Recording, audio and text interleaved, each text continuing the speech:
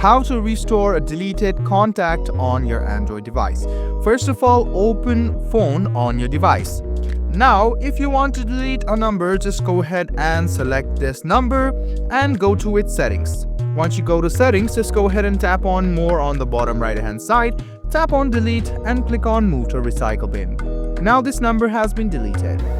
In order for you to restore the deleted contact, go ahead and tap on Contact and click on the 3 line on the top right hand corner of the screen. Once you do this, you can see the option of Recycle Bin. Go ahead and tap on Recycle Bin. You can see there are some numbers. In order for you to restore it, just go ahead and tap on it once and you can see the option of Restore. Go ahead and tap on Restore All.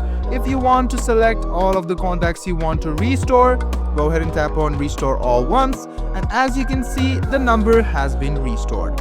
So guys, this is how easy it is to restore the deleted contacts on your Android device. I hope this video was helpful for you. Like the video, subscribe to the channel and do hit the bell button for more.